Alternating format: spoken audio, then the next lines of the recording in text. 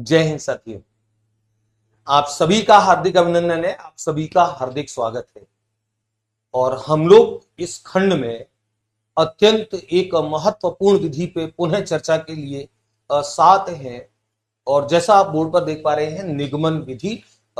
एक खंड में हमने आगमन विधि पे बात की है, एक खंड में हम लोग निगमन विधि पे बात करेंगे। और निश्चित तौर पर आगमन और निगमन जो होती है, ये परस्पर एक दूसरे की विपरीत विधियां होती है। तो आगमन विधि के अंतर्गत जहां हम ये पढ़ते हैं, आपने देखा है, मैंने वहां बहुत अच्छे से स्पष्ट किया है कि आगमन विधि में आगमन एक सामान्य अनुमान की प्रक्रिया है। सामान्य अनुमान का अभिप्राय होता है जब आप अलग अलग घटनाक्रमों में समान पैटर्न देख करके एक सामान्य अनुमान लगाते हो, एक एक जनरलाइजेशन, सामान्यीकरण करके एक निष्कर्ष तक पहुंचते हो। निगमन में इसका उल्टा होता है। निगमन में वो सिद्धांत सूत्र जो होता है, जो निष्कर्ष जो होता है, उसका ज्ञान बालकों को सबसे पहले कराया जाता है। उसके बाद उसके उदाहरणों की फिर उस आधार पर परीक्षण किए जाते हैं, समस्याओं के समाधान निकाले जाते हैं। तो निश्चित तौर पर हम आगमन को बहुत अच्छे से समझने के बाद फिर निगमन विधि हमारे लिए बड़ी आसान बन जाती है। और वो सारी चीजें जो आगमन के परिप्रेक्ष्य में हमने जानी है, वो सारी चीजें निगमन के परिप्रेक्ष्य में भी हम लोग जानेंगे। उसके सोपान, उसके गुण, उसके दोष, सारी चीजों पे हम लोग विस्तार से चर्चा करेंगे। और मैं चाहूंगा कि चर्चा बड़ी सार्थक बने, आप लोगों की समझ बने। तो निगमन विधि के बारे में सबसे पहला पहला स्टेटमेंट कि ये आगमन विधि की ठीक विपरीत होती है। और ठीक विपरीत होती है तो फिर किस अर्थ अभिप्राय में होती है, उस पर हम लोग बात करेंगे। तो मैं एक बार लेना शुरू करता हूं। एक तो प्रतिपादक सबसे पहले लेके आए। प्रतिपादक निगमनात्मक जो मेथड है, इसका प्रतिपादक, जैसे आगमन का प्रतिपादक अरस्तु को माना जाता है, निगमन का प्रतिपादक प्लेटो को माना जाता है।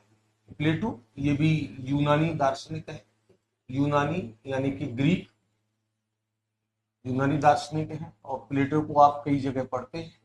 आप प्लेटो को दर्शन शास्त्र में आप पढ़ते हैं, प्लेटो को आप गणित में पढ़ते हैं, प्लेटो को आप साइकोलॉजी में पढ़ते हैं, प्लेटो को आप अलग अलग स्थानों पे अलग अलग संदर्भों में राजनीति शास्त्र में आप पढ़ते हैं। तो प्लेटो इसके प्रतिपादक माने जाते हैं। और ये विधि जो है, आगमन की ठीक विपरीत विधि होती है। आगमन की ठीक विपरीत विधि होती है। ठीक विपरीत विधि होती है,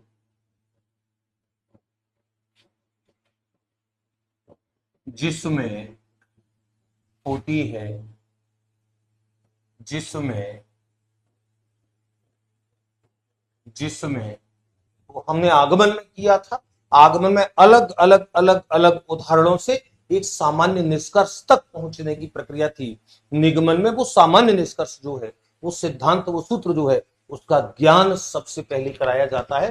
उसके आधार पर समस्याओं का समाधान ढूंढा जाता है, जिसमें बालकों को जिसमें बालकों को सर्वप्रथम बालकों को सर्वप्रथम उसकी जगह लिखे किसी किसी सिद्धांत या सूत्र, किसी सिद्धांत या सूत्र का ज्ञान करा दिया जाता है। ज्ञान करा दिया जाता है। ज्ञान करा दिया जाता है। तत्पश्चात उसमें आंकड़ों की मान रखकर तत्पश्चात उसमें आंकड़ों के मान रखकर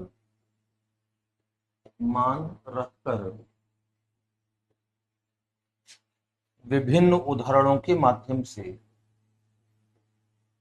विभिन्न उदाहरणों के माध्यम से या विभिन्न उदाहरणों से समस्या समाधान किया जाता है। समस्या समाधान किया जाता है।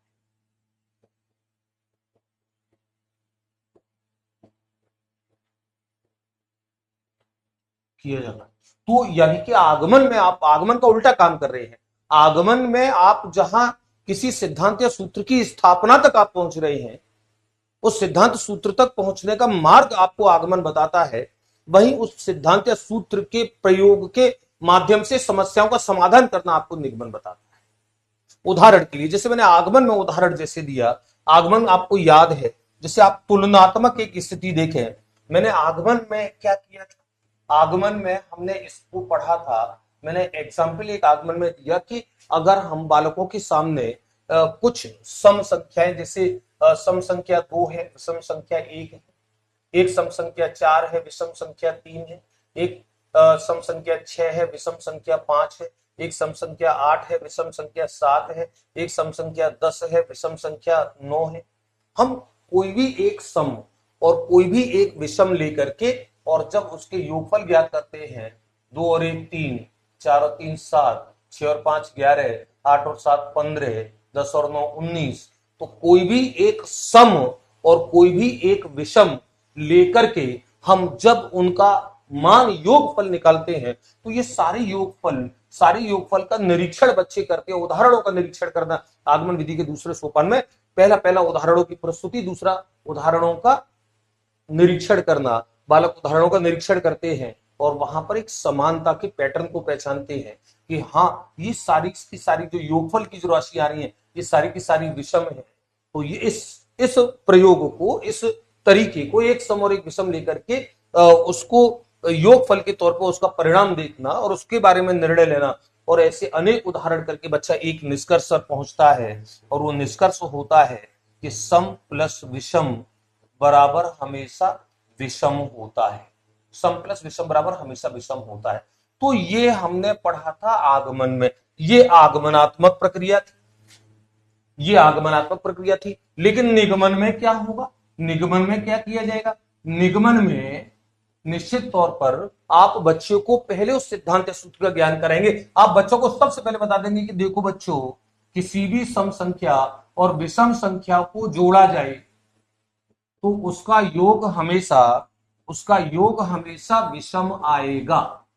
ये आप सिद्धांत या सूत्र का ज्ञान सबसे पहले करा दिया आपने। आगमन में तो उसको प्रतिपादित किया अलग अलग उदाहरणों से समानता की पैटर्न पहचान कर, लेकिन निगमन में आपने बच्चों को सबसे पहले उस सूत्र का ज्ञान करा दिया, और उसमें अब आप अलग अलग मान रख करके अलग अलग उदाहरणों से इसका परीक्षण आप करवाते हैं बच्चों से कि करो बच्चों, इसमें अलग अलग मान रख करके अलग अलग वैल्यूज के माध्यम से। तो बच्चों ने कहा कि सर 8 रखें, इधर मान लीजिए 7 रखें तो 15 आ गया। आपने कहा देखो विषम आ रहा है, आपने कहा 4 रखें और 5 रखें, 9 आ गया, विषम आ रहा है। और कोई सी भी अन्य एग्जाम्पल से रख सकते हैं, जैसे मान लीजिए एक 12 रखा, एक मान लीजिए 13 रखा तो 25 आ गया, तो भी विषम आ रहा है। तो आप इसमें उल्टा काम कर रहे हैं, इसमें आपने उस सिद्धांत या सूत्र का ज्ञान बच्चों को पहले करा दिया है, उसके बाद उसमें मान रख करके आप उसका परीक्षण कर रहे हैं।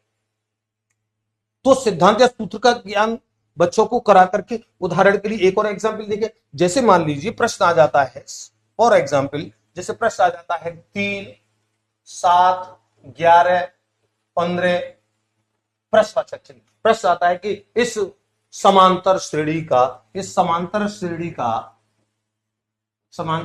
का पांचवां पद या मान लीजिए आगे का 5वां, मान लीजिए 10वां 11वां, आगे का कोई भी पद पूछा जाता है, मान लीजिए 11वां पद पूछा जाता है कि 11वां पद क्या होगा, तो अब आप बच्चों को इसकी स्थापना नहीं बताओगे। आगमन में आप इस सूत्र को स्थापित कर सकते हैं, निगमन में आप बच्चों को सबसे पहले सूत्र का ज्ञान कराएंगे। आप लिखेंगे, बच्चों लिखो, क्योंकि एनवा पद जो होता है एन बराबर ए plus N minus 1 into D, यानी कि जहां पे ए प्रथम पद है, ये प्रथम पद है, ये सार्वंतर है, सार्वंतर यानी कि जितने जितने का अंतर है, और ये पदों की संख्या है, पदों की संख्या। तो जब बच्चे को आप सूत्र का ज्ञान करा देते हैं, अब बच्चे को ध्यान रखो, ये पता नहीं है कि ये सूत्र कहां से आया है, कैसे आया, ये बच्चों को पता नहीं। और ये निगमन विधि के दोष में हम लिखेंगे इस बात को। निगमन विधि का दोष ये होता है कि ये ज्ञान को केवल रटने पर, यंत्रवत प्रक्रिया का अनुकरण करने पर बल देती है। ये प्रश्न बड़ा परीक्षा में बड़ा अच्छा आया कि किस विधि को केवल अनुकरण का मार्ग माना जाता है। शिक्षक का केवल अनुकरण करना है, बच्चा इस सूत्र को रटेगा, याद करेगा, रटना भी एक दोष है निगमन विधि का। इस सूत्र को रटेगा, इसमें मान रखेगा और अपनी समस्याओं के समाधान प्राप्त करेगा। तो इसमें बच्चे को आपने बता दिया पहला पद तो 3 है, सार्वंतर 4-4 का है, 4-4 का है, ये सब 4-4 के अंतर पे है। तो आप बच्चे से जब आप इसको निकलवाएंगे तो आप बच्चा इस समस्या को समाधान करेगा, यानी कि 11वां पद निकलवाए तो a 11 बराबर a यानी कि 3 प्लस n माइनस 1 यानी कि 11वां पद निकलवाए तो 11 माइनस 1 इंटू डी यानी कि 4, और इसको हल करेगा तो 3 प्लस 10 इंटू 4 और 10 चौक 40 और 3 43 43 आंसर करके बच्चा समस्या समाधान को कर लेगा। तो आगमन विधि का एक गुण तो है कि समस्याओं का समाधान बड़ी तीव्र गति से, सरल, संक्षिप्त और तीव्र गति से करती है। लेकिन वो सूत्र कहां से आया है, वो सिद्धांत कैसे बना, क्यों ए एन बराबर ए plus N minus 1 into d होता है, क्यों सम प्लस विषम बराबर विषम होता है, या कोई भी सूत्र हो। जैसे हमने आगमन में सूत्र देखा था कि किसी भी बहुभुज के सभी अंतःकोणों का योग n माइनस 2 गुणा 180 होता है। अब आपने बच्चों को सूत्र बता दिया, वो सूत्र कैसे आया है, कहां से आया है, निगमन विधि इसका कोई स्पष्टीकरण नहीं देती। तो ये निगमन विधि के गुण दोष में हम लोग बात करेंगे। तो निगमन विधि, जैसे मैंने कहा, क्या आगमन विधि की ठीक विपरीत विधि होती है, जिसमें किसी सिद्धांत या सूत्र का बच्चों को ज्ञान करा दिया जाता है और उसके बाद उसमें आंकड़े रख करके फिर समस्याओं के समाधान तक पहुंचा जाता है। ये निगमन विधि होती है। तो अगर आगमन विधि अगर ये है, अगर ये आगमन विधि है, तो निगमन विधि ये है, बिल्कुल उल्टी है, ठीक विपरीत। इसीलिए हम आगमन के शिक्षण सूत्रों को पलट देंगे तो निगमन के शिक्षण सूत्र बन जाते हैं। मैं लिखता हूं, आगमन के शिक्षण सूत्र आपने पढ़े हैं, निगमन के शिक्षण सूत्र क्या होंगे, निगमन विधि के, निगमन विधि के शिक्षण सूत्र और निगमन विधि के शिक्षण सूत्र आगमन की चूंकि ठीक विपरीत है, तो इसलिए आगमन में हमने जहां लिखा था उदाहरणों से नियम, यहां हम लिखेंगे नियम से उदाहरण, नियम से उदाहरण। आपको याद होगा आगमन में हमने लिखा था उदाहरण से नियम, उदाहरण से नियम, निगमन में उल्टा हो जाएगा, नियम से उदाहरण। दूसरा, वहां हमने लिखा था स्थूल से सूक्ष्म, यहां पर लिखेंगे सूक्ष्म, यानी कि जो सूत्र होता है, नियम होता है, वो सूत्र होता है सूक्ष्म से स्थूल, यानी कि बहुत बड़ी समस्याओं को आप हल कर सकते हो अगर आपको सूक्ष्म सूत्र का पता है। तीसरा, हमने वहां लिखा था विशिष्ट, वहां लिखा था विशिष्ट से सामान्य, विशिष्ट प्रत्येक उदाहरण विशिष्ट है, उससे एक सामान्य सूत्र की स्थापना करते हो, यहां पर लिखेंगे सामान्य से विशिष्ट, सामान्य से विशिष्ट, सामान्य से विशिष्ट। वहां आपने लिखा था प्रत्यक्ष से प्रमाण, यहां लिखेंगे प्रमाण से प्रत्यक्ष, प्रमाण से प्रत्यक्ष। वहां लिखा था आपने ज्ञात से अज्ञात, यहां लिखेंगे हम अज्ञात से ज्ञात।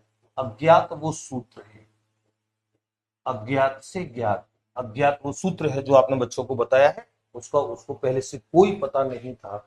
उस अज्ञात से ज्ञात उदाहरणों को, ज्ञात समस्याओं को हल करने की दिशा में बच्चे आगे जाए।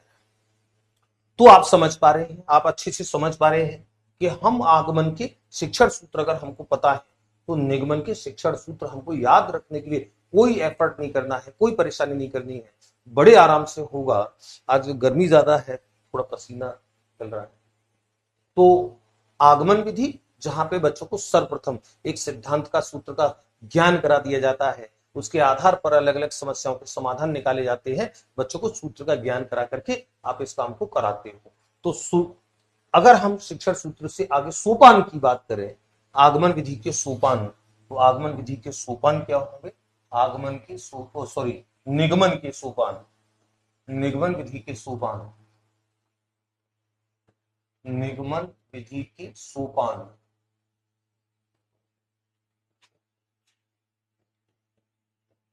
और निगमन विधि के सोपान में इसके सोपानों की संख्या याद नहीं रखनी होती है, परीक्षा में संख्या नहीं आती है, लेकिन इसका पहला पहला सोपान आपको जरूर याद रखना होता है।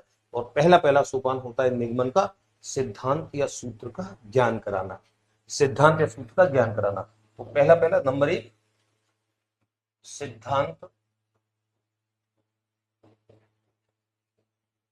या सूत्र का ज्ञान कराना, ये सबसे इंपॉर्टेंट सोपान है और यही परीक्षा में ज्यादातर पूछा जाता है।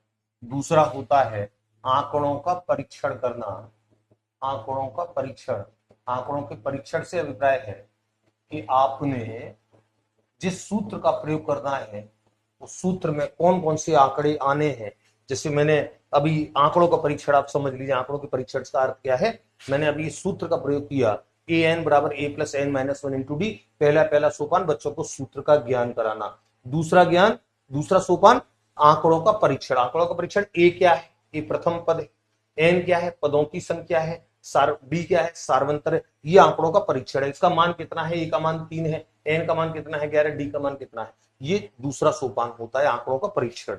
तीसरा सोपान क्या होता है, तीसरा सोपान होता है इन आंकड़ों को रख करके समस्या समाधान तक पहुंचना। ये आंकड़े जो हैं, ए के, एन के, डी के जो मान है, ये आंकड़े हैं, इनको आप सूत्र में रखेंगे और समस्या समाधान तक पहुंचेंगे। तो तीसरा सोपान होता है आंकड़ों के मान, आंकड़ों के मान रखकर, आंकड़ों के मान रखकर समस्या समाधान तक पहुंचना।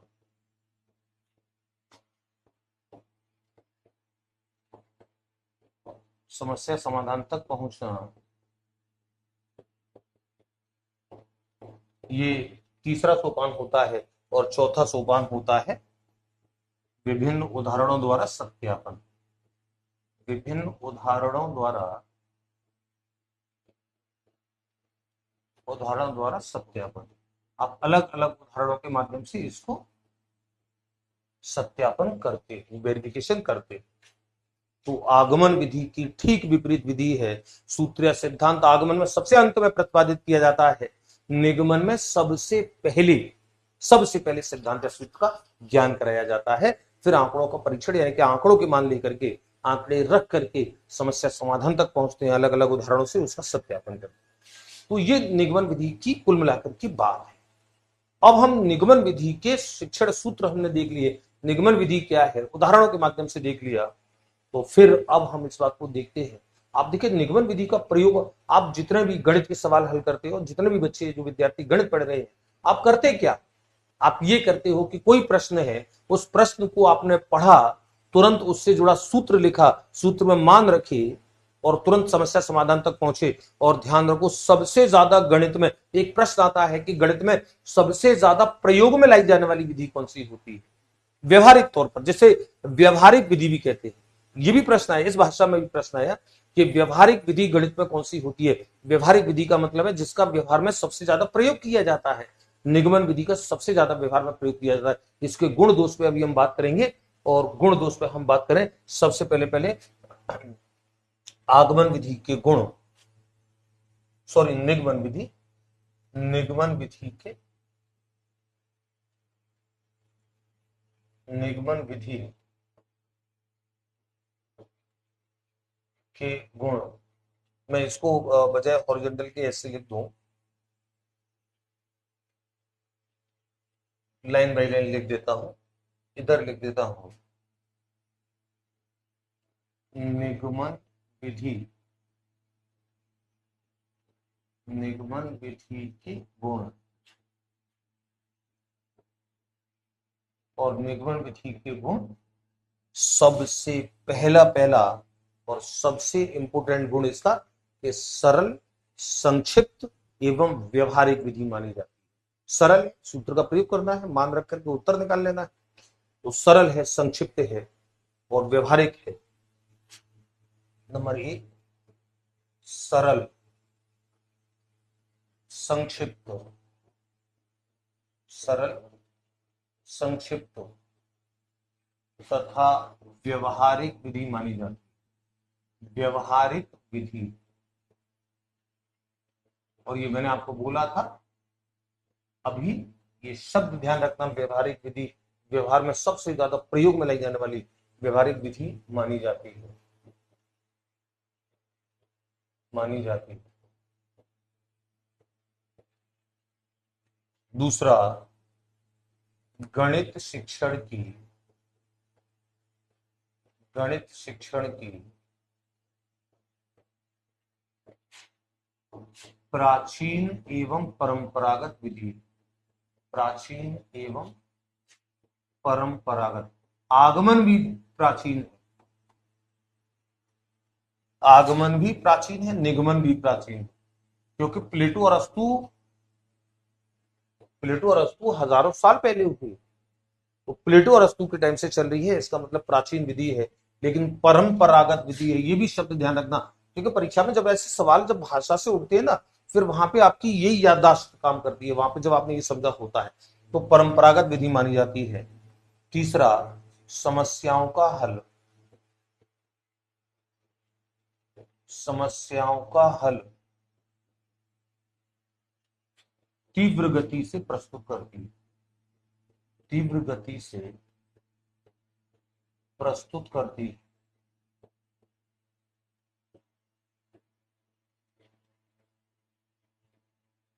और समस्याओं का हल तीव्र गति से प्रस्तुत करती है, तो प्रत्येक वह विधि जो तीव्र गति से हल प्रस्तुत करेगी वो हमेशा पाठ्यक्रम समय पर पूर्ण करेगी। पाठ्यक्रम समय पर पूर्ण करने,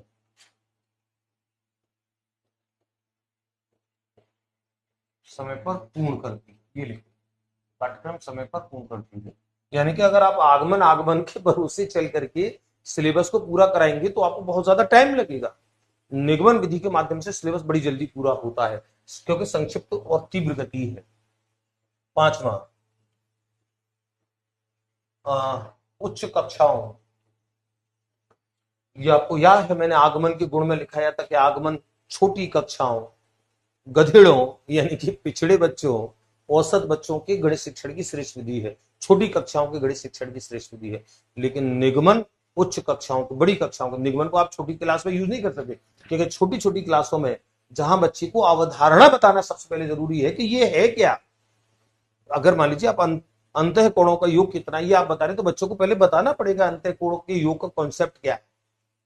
तो आप वहां छोटी क्लासों में सूत्रों का प्रयोग नहीं कर सकते। छोटी क्लासों में जहां आप भिन्न बता रहे हैं, औसत, प्रतिशत, अवधारणाओं से परिचय पहली बार करा रहे हैं। मैंने आगमन में आपको लिखाया भी है कि आगमन विधि नवीन अवधारणा के प्रथम परिचय की श्रेष्ठ विधि मानी जाती है। तो उच्च कक्षाओं में शिक्षण के लिए उपयोगी, उच्च कक्षाओं में गणित शिक्षण के लिए, गणित शिक्षण के लिए उपयोगी मानी जाती है, उपयोगी मानी जाती है।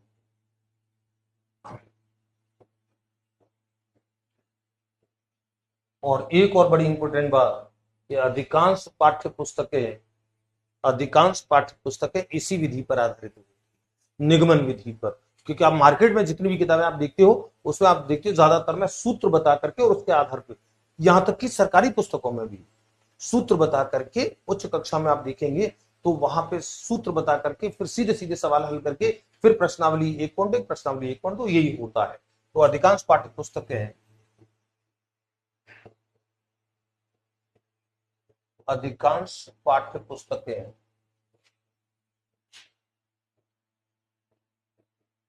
अधिकांश पाठ्य पुस्तकें इसी विधि पर, इसी विधि पर आधारित होती,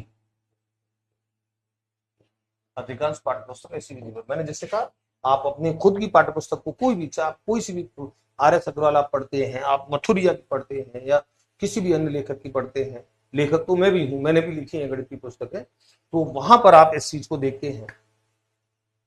अधिकांश पाठ्य पुस्तकों में पैटर्न एक ही चलता है, और पैटर्न यही चलता है कि आपको सूत्र बता दिया जाएगा, उस पर आधारित कुछ उदाहरण हल करा दिए जाएंगे, और उसके बाद सीधे सीधे समस्याओं का प्रारंभ हो जाएगा, प्रश्नावली चालू हो जाएगी। तो ये एक तरीका होता है अधिकांश पाठ्य पुस्तक। दोष की अगर हम बात करें, दोष, निगमन विधि के दोष बड़े इंपॉर्टेंट है, परीक्षा में बहुत ज्यादा पूछे जाते हैं। निगमन विधि के दोष, निगमन विधि के दोष और निगमन विधि के दोषों को ध्यान से अच्छे से समझ लेना। मैंने कहा आगमन के गुण ज्यादा पूछे जाते हैं, निगमन के दोष ज्यादा पूछे जाते हैं परीक्षा में। तो निगमन विधि के दोष क्या क्या है? सबसे पहला दोष कि निगमन विधि अमनोवैज्ञानिक विधि है। अमनोवैज्ञानिक का अर्थ यह है कि ये बालकों के तर्क चिंतन का विकास नहीं करती है, उनको क्यों का जवाब नहीं देती है, तर्क चिंतन जैसी मानसिक शक्तियों का विकास नहीं करती है। नंबर एक अमनोवैज्ञानिक विधि, अमनोवैज्ञानिक विधि है। अमनोवैज्ञानिक विधि है जो तर्क चिंतन कल्पना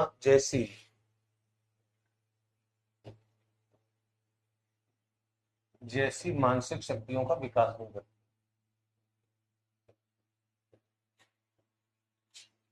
मानसिक शक्तियों का विकास नहीं करती।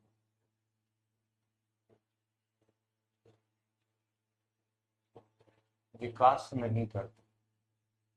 नंबर एक पहला दोष। नंबर दो दूसरा दोष, रटने की प्रवृत्ति को प्रोत्साहित करती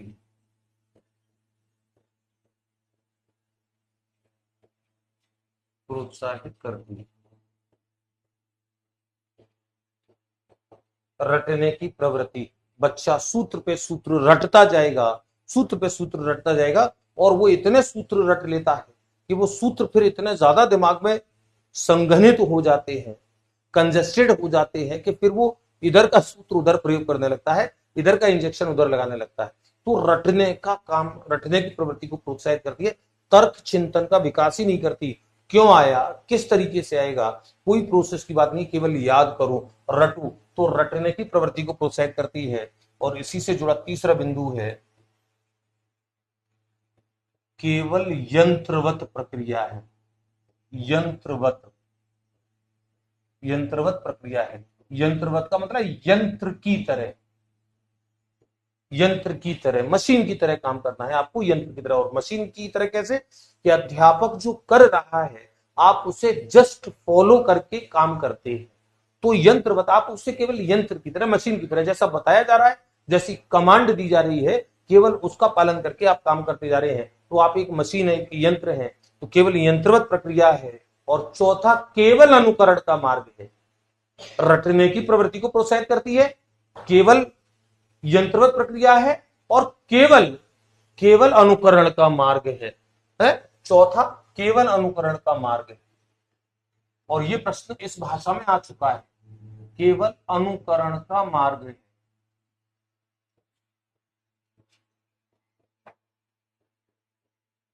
निगमन विधि जो होती है केवल अनुकरण किसका करना है? शिक्षक का। शिक्षक जैसे जैसे करता जा रहा है, जिस तरीके से बताता जा रहा है, बच्चा केवल उसी सूत्र का, उसी तरीके से, उसी विधि से उसका प्रयोग करेगा और काम करता जाएगा। तो केवल अनुकरण का मार्ग है, केवल यंत्रवत है, रटने की प्रवृत्ति को प्रोत्साहित करती है।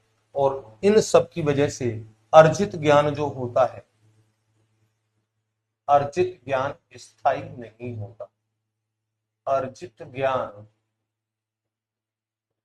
स्थायी नहीं होता।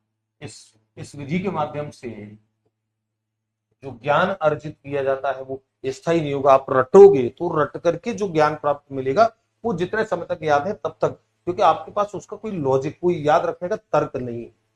इसीलिए मैं गणित शिक्षण के दौरान मैं देखता हूं कि बच्चों को सूत्र कोई सा प्रयोग करना है, सूत्र प्रयोग कोई सा कर रहे हैं, बात का जवाब कुछ और देना है लेकिन बात का जवाब कुछ और दे रहे। अर्जित ज्ञान स्थायी नहीं है, क्योंकि उन्होंने केवल उसको, गणित को रटा है। और दुनिया के सारे विषयों में गणित एकमात्र विषय ऐसा है जिसे आप कभी रट करके नहीं सीख सकते। पक्की बात, 100%। क्योंकि अवधारणा एक दूसरे से बड़े सर्पिलाकार क्रम में जुड़ी होती है, तो अर्जित ज्ञान स्थायी नहीं होता। छठा, छोटी कक्षाओं के लिए अनुपयुक्त विधि। छोटी कक्षाओं के लिए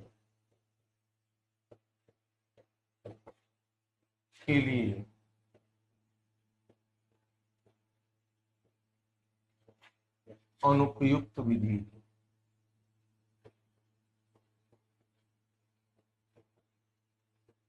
क्योंकि आपने गुण में भी तो लिखा है कि बड़ी कक्षाओं के लिए उपयोगी है, और छोटी कक्षाओं के लिए तो उपयुक्त विधि जो होती है वो छोटी कक्षाओं के लिए उपयुक्त विधि आगमन विधि होती है, क्योंकि बच्चों को वो अवधारणाएं समझाती है। नंबर अगला एक और इंपोर्टेंट, बड़ा इंपोर्टेंट है,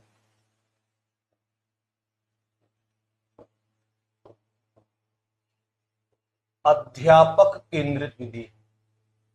अध्यापक केंद्रित, अध्यापक केंद्रित विधि। और आप समझ रहे हैं अध्यापक केंद्रित कैसे, क्योंकि अध्यापक जो काम कर रहा है बच्चे उसको फॉलो कर रहे हैं। अध्यापक जिस तरीके से, जिस विधि से, जिस पैटर्न से बच्चों को काम करना बताएगा, सूत्र का प्रयोग बताएगा, बच्चे केवल उसी का प्रयोग करेंगे, उससे ज्यादा बच्चे कुछ नहीं करेंगे। इसीलिए इस विधि को हम स्पष्ट बोलते हैं कि ये विधि शिक्षक केंद्रित, विद्यार्थी केवल निष्क्रिय अनुकरणकर्ता की भूमिका में होती है। तो अध्यापक केंद्रित विधि है, और अध्यापक केंद्रित विधि है, बच्चों के लिए कोई ज्यादा स्कोप नहीं होता है, तो इसका मतलब सक्रिय अधिगम को प्रोत्साहित नहीं करती। सक्रिय अधिगम को प्रोत्साहित नहीं करती।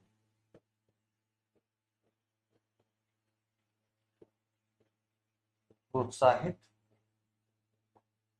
आगमन करती है। आगमन हर वो विधि जिसमें विद्यार्थी सक्रिय है, विद्यार्थी सक्रिय रह करके उसके करने के लिए कोई स्कोप है।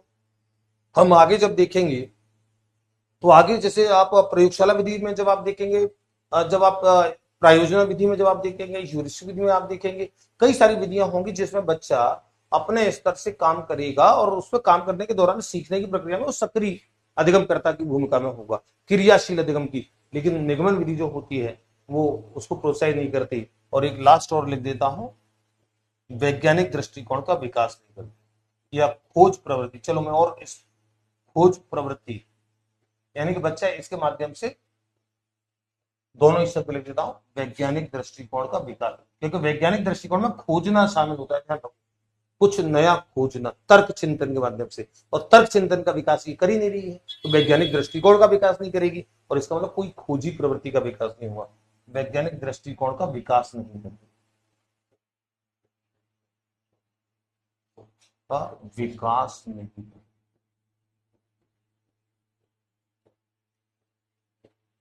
विकास नहीं करती। कितने 9-10 दोष लिखा दिए मैंने, 9-10 दोष लिखा दिए। और ये जो दोष है, ये दोष सब मैंने कहा निगमन विधि में दोष सबसे ज्यादा पूछे जाते हैं। एक बार हम लोग सारी स्लाइडों का एक बार रिवीजन कर लेते हैं फटाफट, और आपको बहुत अच्छे से निगमन विधि, आगमन जिसने बहुत अच्छे से समझ ली है, निगमन विधि वो कभी जिंदगी में भूल नहीं सकता है। और निगमन विधि को समझना बड़ा आसान है। और निगमन विधि क्या है? निगमन विधि आगमन की ठीक विपरीत विधि होती है। आगमन में जहां सूत्र सिद्धांत की स्थापना सबसे अंत में की जाती है, निगमन में सूत्र सिद्धांत का बालकों को सर्वप्रथम ज्ञान करा दिया जाता है, और उस पर आंकड़ों के मान रख करके समस्या समाधान तक पहुंचा जाता है। ये काम आप आगमन में सबसे लास्ट में करते थे, निगमन में आपको सबसे शुरू में करना होता है। तो ये आगमन की ठीक विपरीत जैसे उदाहरण हमने दिए, जैसे आगमन में जब आप ये काम कर रहे थे कि अलग अलग संख्याओं के सम और विषम के मान रख करके एक विषम मान योगफल प्राप्त हो रहा है, तो इस निष्कर्ष पे पहुंचे। वहीं इसमें इस निष्कर्ष को, इस सिद्धांत को सबसे पहले बता दिया गया है, उसके आधार पर आंकड़े रख करके उसका सत्यापन कराया जा रहा है। ये निगमन विधि की पहचान होती है। जैसे मैंने एग्जाम्पल एक और बताया, ये भी एग्जाम्पल है जिसमें आपको किसी समांतर श्रेणी का कोई से भी नंबर का पद निकलवाया है, वहां पे आपको खाली सूत्र बता दिया, सूत्र बता करके उसका प्रयोग करके मान रख करके उत्तर निकाल दिया। ये उत्तर कैसे आया, मतलब ये सूत्र कहां से आया, इसका कोई स्पष्टीकरण नहीं है। तो निगमन विधि में काम तीव्र भले हो रहा है, लेकिन बच्चे के तर्क चिंतन का विकास नहीं हो रहा है। शिक्षण सूत्र, आगमन के शिक्षण सूत्रों को उल्टा कर देंगे, निगमन के शिक्षण सूत्र बन जाएंगे। ये उसके सोपान हो जाएंगे। सोपान में मैंने कहा कि सबसे पहले वाला सोपान आपको विशेष तौर पर याद रखना है, सिद्धांत सूत्र का ज्ञान कराना, आंकड़ों का परीक्षण करना, आंकड़ों की मान रख के समस्या समाधान तक पहुंचना और विभिन्न उदाहरण द्वारा सत्यापन करना। ये इसके शिक्षण के सोपान होते हैं। गुण, इसके गुण सरल संक्षिप्त व्यवहारिक विधि है, सरल संक्षिप्त है, व्यवहारिक है, तीव्र गति से गणित शिक्षण की प्राचीन और परंपरागत विधि है, समस्याओं का हल तीव्र गति से प्रस्तुत करती है, इसमें हमने चर्चा की अभी, पाठ्यक्रम समय पर पूर्ण करती है, उच्च कक्षा में गणित शिक्षण के लिए उपयोगी है, अधिकांश पाठ्य पुस्तकें इसी विधि पर आधारित होती है। ये इसके गुण है। मैंने कहा था कि गुण याद दिमाग में रखने ही है, लेकिन 200 पे विशेष ध्यान देना, परीक्षा में 200 से संबंधित सवाल आता है। अमनोवैज्ञानिक विधि है जो तर्क चिंतन का विकास नहीं करती, मानसिक शक्तियों का विकास नहीं करती, कल्पना का विकास नहीं करती, रटने की प्रवृत्ति को प्रोत्साहित करती है, केवल यंत्रवत प्रक्रिया है, मशीन की तरह काम करने की प्रक्रिया है, केवल अनुकरण का मार्ग है, केवल फॉलो करना है, टीचर को फॉलो करना है, अर्जित ज्ञान स्थायी नहीं होता है, छोटी कक्षाओं के लिए उपयुक्त नहीं है, अध्यापक केंद्रित है, सारा काम अध्यापक पर निर्भर करेगा, बच्चे उसको केवल अनुकरण करेंगे, सक्रिय अधिगम को प्रोत्साहित नहीं करती और खोजी प्रवृत्ति वैज्ञानिक दृष्टिकोण का विकास नहीं करती। तो विद्यार्थियों, इस पूरे खंड में हमने आगमन को ध्यान में रखते हुए हमने निगमन विधि पे चर्चा की और मैं इस बात को फिर से मैं मानता हूं, बहुत अच्छे से मानता हूं कि एक विधि से जुड़ी दूसरी विधि, दूसरी से जुड़ी तीसरी, कहीं ना कहीं ये सिद्धांत जो है, ये लर्निंग जो है वो ट्रांसफर होती है। जब भी आप एक विधि पढ़ रहे होते तो पिछली अगली किसी भी विधि में वो कहीं ना कहीं यूज होती है या उसका कहीं ना कहीं आपको एक प्रभाव दिखाई पड़ता है। तो आगमन और निगमन दोनों को बड़े एक दूसरे से जोड़ करके देखिएगा, पढ़िएगा। ये दोनों विधि, अगर हमको आगमन विधि पढ़नी है तो निगमन हमको पढ़नी ही पड़ेगी और निगमन को जानना है तो आगमन को समझना ही पड़ेगा। तो ये इसकी प्रक्रिया है और मैं समझता हूं कि आगमन और निगमन, अब ये दोनों विधियां आपके लिए बड़े श्रेष्ठ तरीके से पूरी हो जाएंगी और आपकी किसी भी कॉन्सेप्ट का, मैं जब सवालों के हल जब करा रहा होगा वहां पे ये सारी समझ आपकी ट्रांसफर हो रही होगी। चलिए विद्यार्थी, आप सभी को बहुत बहुत शुभकामनाएं। मैं समझता हूं कि पर्याप्त समय भी हो गया और ये बात समझाने के लिए कि निगमन क्या है, निगमन की पूरी प्रक्रिया क्या है, उसके शिक्षण के सूत्र क्या है, सोपान क्या है, गुण क्या है, दोष क्या है, इन सारी बातों को समझाने के लिए पर्याप्त समय है। ये हमने पर्याप्त समय, अच्छे से याद कीजिएगा, अच्छे से इसको देखिएगा। हम लोग फिर अपने सिलेबस के अन्य खंडों पर मुलाकात करते रहेंगे। जय हिंद, जय भारत।